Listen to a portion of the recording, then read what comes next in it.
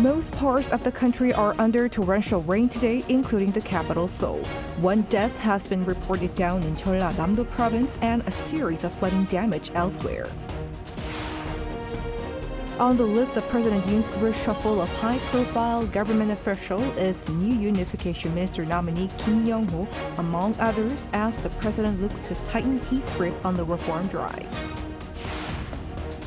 Seoul and Tokyo agreed to revive their currency swap deal after almost a decade with an agreement worth $10 billion as finance chiefs of the two neighbors sat down today after a long hiatus. It's June 29, 2023. This is News Center. Good evening. Thank you for joining us. I'm Yoon Jung-min. Monsoon rain has returned to the capital, Seoul, and its surrounding region. Most parts of the country, though, are being affected by heavy rain, with advisory being issued. One death and flooding damage were reported throughout the day. The southern regions are bracing for another round of heavy downpours. Our Kim Mo-kyun begins our coverage. Heavy rainfall has been pouring nationwide since the morning hours in South Korea. Most parts of the country have been under heavy rain advisories. The capital area is expected to see up to 60 millimeters of rain until Friday. Chuncheon City in Gangwon-do province, meanwhile, saw up to 70 millimeters this afternoon. Due to the downpours, there have been traffic accidents, while some houses and factories have been flooded and trees have collapsed. The first victim of this monsoon has also been reported. A woman in her 60s was found dead Thursday after being missing since Tuesday after trying to check on a floodgate. As part of precautionary measures to prevent water levels from rising, especially in the Han River, authorities have opened up 5 water gates at the Paltang Dam. Prime Minister Han Duck-soo held a safety checkup meeting Thursday afternoon, calling for all-out efforts. He asked for government ministries and related organizations to be excessively ready for situations like landslides and floods, especially at railways, underground areas, and farms. Authorities in the heavily crowded Gangnam area of Seoul have deployed officials to double-check on draining facilities in 5 areas that are prone to flooding. Seoul is running a disaster safety management headquarters and is on emergency standby. It has also prevented citizens from entering at least 27 major streams in the capital. As part of efforts to reassure citizens' safety, a flood forecast system has also been introduced for the first time. A warning message will be sent to the public when precipitation levels surpass 55 millimeters per hour or when flooding reaches up to 15 centimeters. The Korean Meteorological Administration says that rain will continue until Friday and will let up before the weekend for the central regions. The rain clouds will move towards the southern areas, causing heavy rainfall in the southern provinces and on Jeju Island throughout the weekend. The central regions, meanwhile, will see sweltering conditions during the weekend. The weather agency has requested the public to continue tuning in to the latest weather updates and refrain from driving when commuting to work. It also advised the public not to go near underground areas and streams during heavy rainfall. Kim Mo-kyun, Arirang News. President Yoon's office has announced new names for some key government posts in the administration's first major shakeup, including high-profile candidates on North Korea and culture and sports, hoping to add momentum for the administration's reform drive. Our presidential office correspondent Oh Soo-young unveils the list.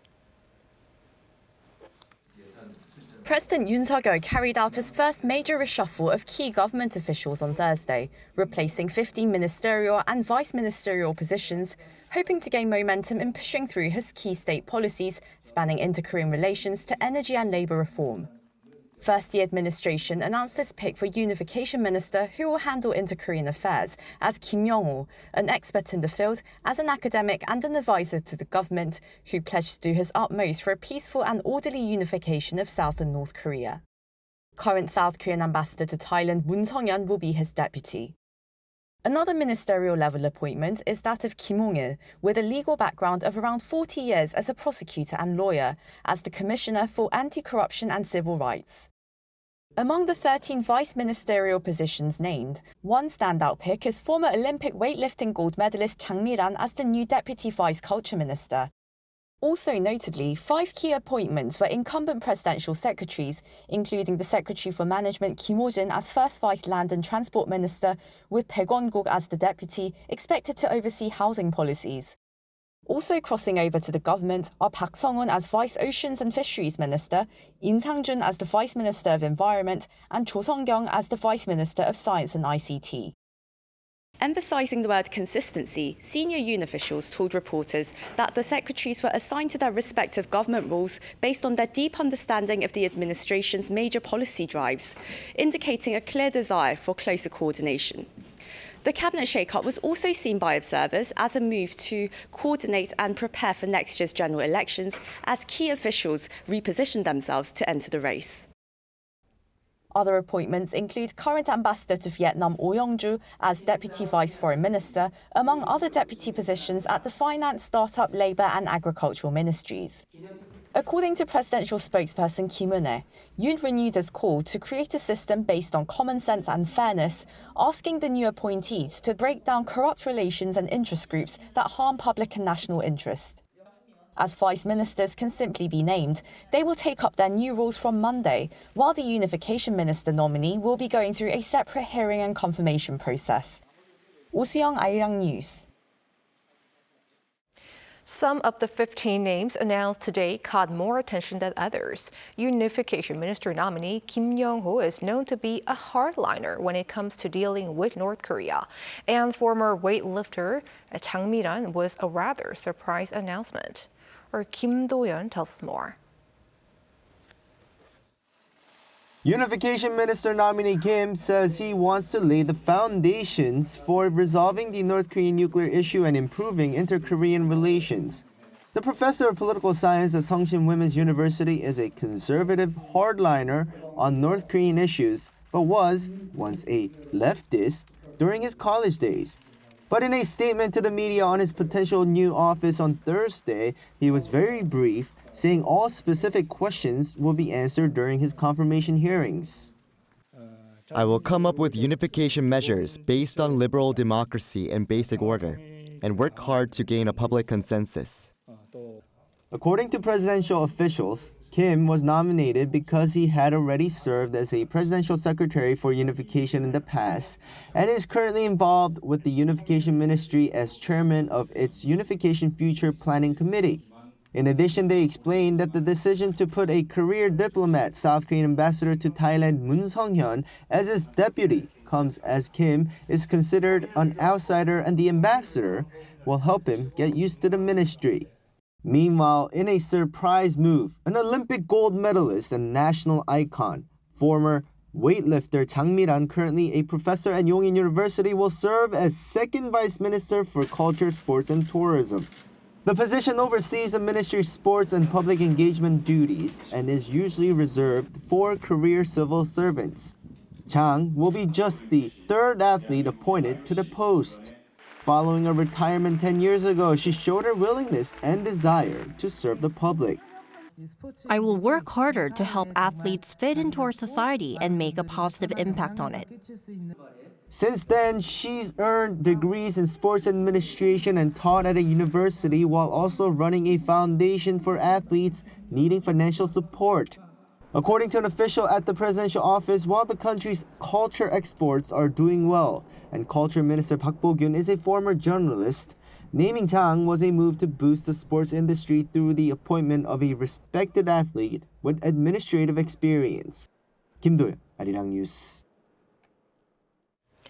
Seoul and Tokyo agreed to reinstate their currency swap for the first time in almost a decade, this time worth $10 billion. This as top finance officials of the two countries sat down today in Tokyo, reflecting the sign of a thawing bilateral relationship. Moon Hae-ryun has the details. South Korea and Japan are resuming their currency swap pact after an 8-year pause. Finance Minister Chu Kyung-ho and his Japanese counterpart Shunichi Suzuki held a bilateral meeting in Tokyo on Thursday to finalize the details.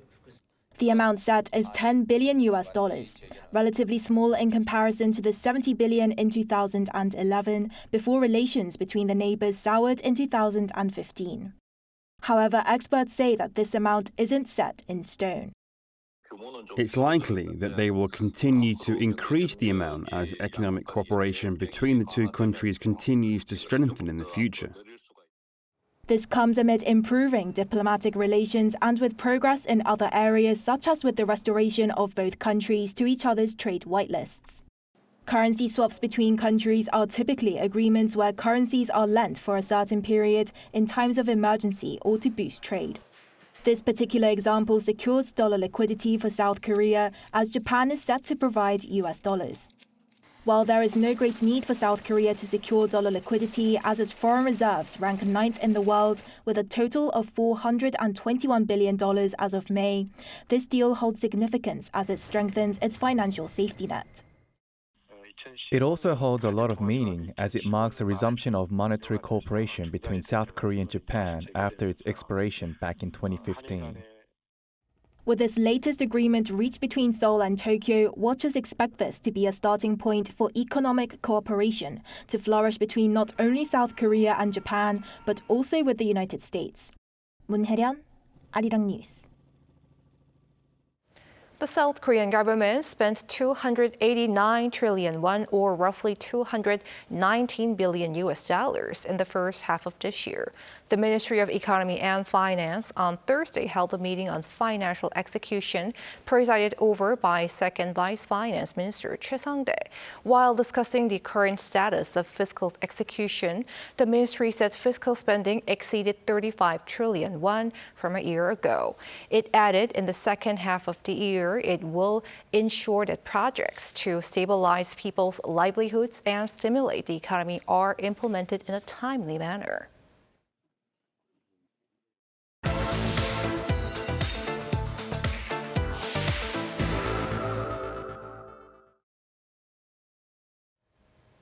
Today, we take a closer look at the economy. Rising inflation has been a global phenomenon impacting a lot of people. We find out how younger people in particular are surviving high inflation.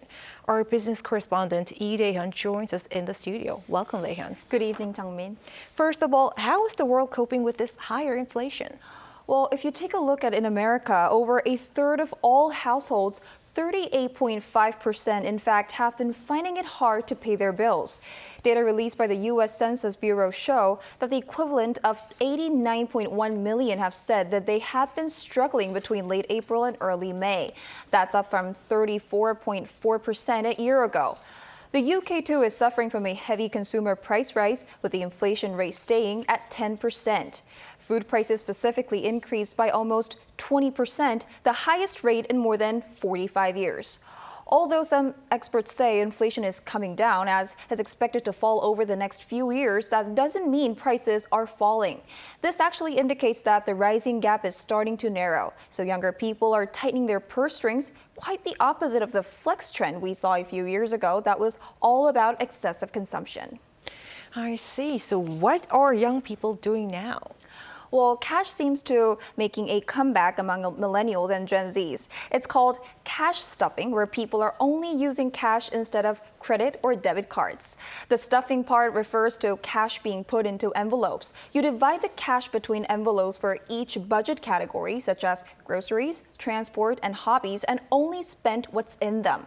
Hashtag cash stuffing has now become a challenge for the younger generation on social media platform TikTok, with some videos recording over 930 million views. It's quite noticeable how Gen Zs, who are used to mobile devices and digital payment methods, are going back to using cash. Let's take a listen to what some young people had to say. I try my best to use cash because it's hard to know how much you've spent when using a card. It's what differentiates you from other people, as it's quite different from common spending habits these days. That could be your own strategy for your social media account. Now, you might wonder whether this is just a social media fad that's going to disappear. Well, that might not be the case, as citing a personal finance expert, New York Times reports that pain is registered in the brain when paying with cash, while with cards, it feels like you're spending someone else's money, which makes people spend 12 to 18% more. A survey by personal finance company Credit Karma showed 53% of adults in the US and 46% in the UK have been using more cash than a year ago, especially among younger people. And there are some budgeting trends going on among young people here in Korea too. Tell us more. Right, young Koreans are using anonymous group chats to share their budgeting tips.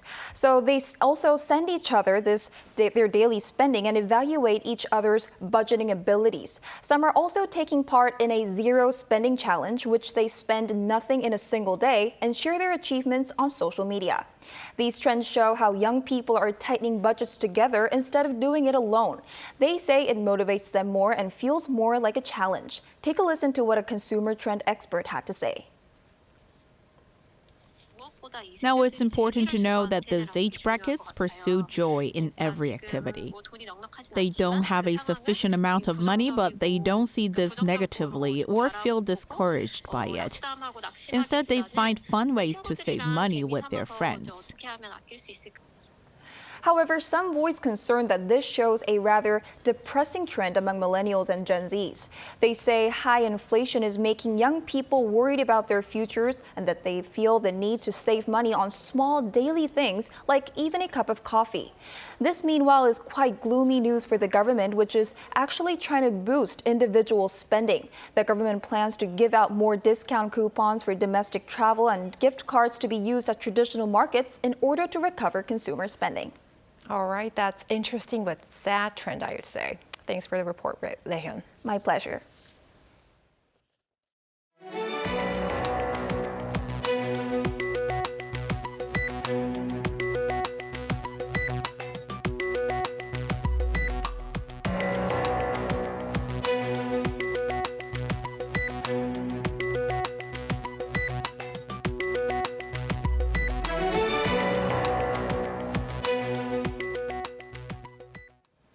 A North Korean satellite launched 7 years ago is rapidly deorbiting and falling back to Earth, according to a report. Citing a satellite tracking source, the Voice of America reported North Korea's Kwangmyongsong-4 is currently 200 to 240 kilometers above the Earth.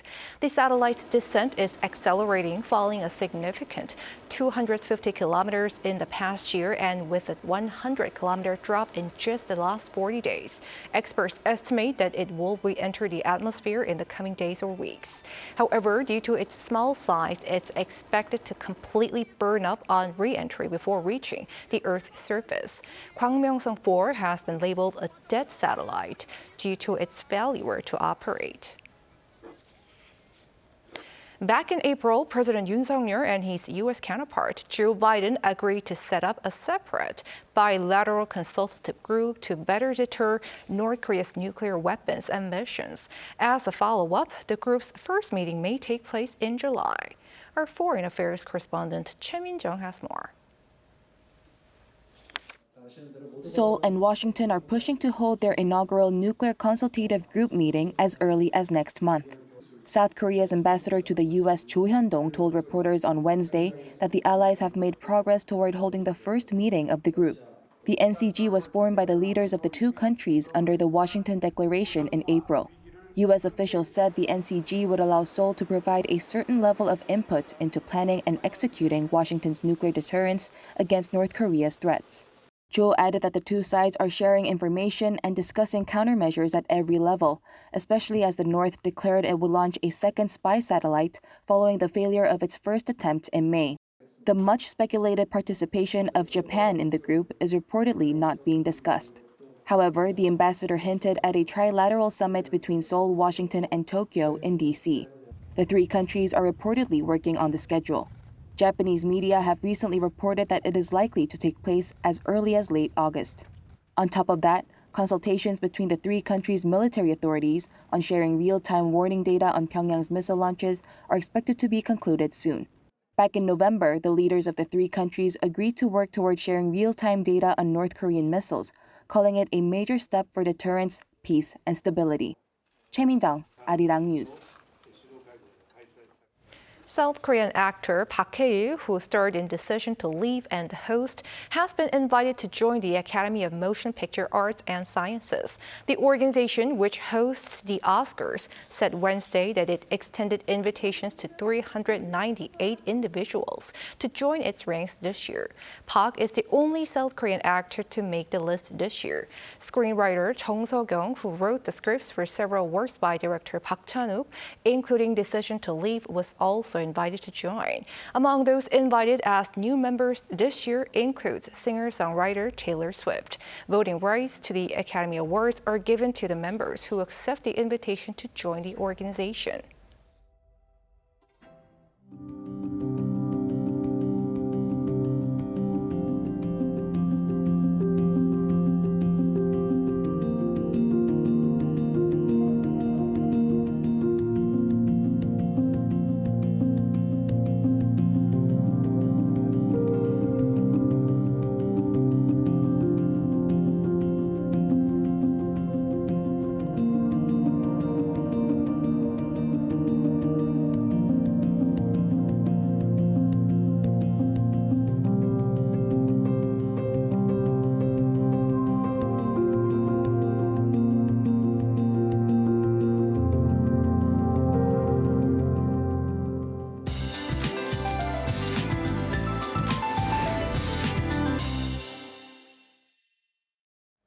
The monsoonal rain front will keep lashing downpours across South Korea. For tonight, heavy rain alerts are issued across many inland regions. Central parts of the country and Jeollabuk-do province are currently under advisories. For parts of Gangwon-do and Chungcheongnam-do provinces, alerts have been raised to warnings. Until tomorrow, the Jeollado provinces and Jeju Island will see heavy downpours of up to 250 millimeters. Torrential rainfall is also in the forecast for northern Gyeonggi-do province with up to 200 millimeters in store. Parts of central regions, including Seoul and Gyeongsang-do provinces, can expect up to 150 millimeters. Keep in mind that locally heavy downpours of 30 to 60 millimeters per hour are possible.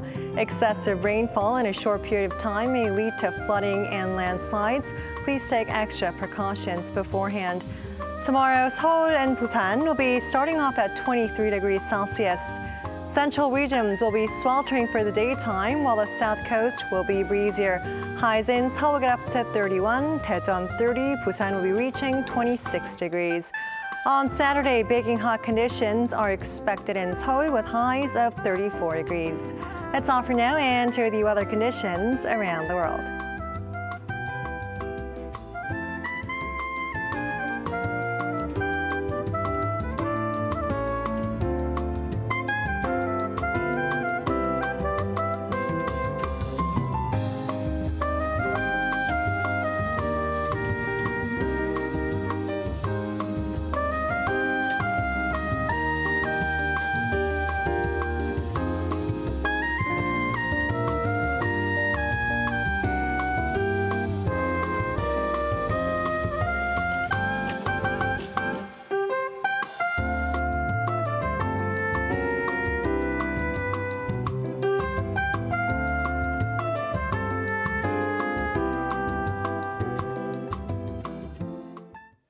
That is News Center for this evening. Thanks for watching.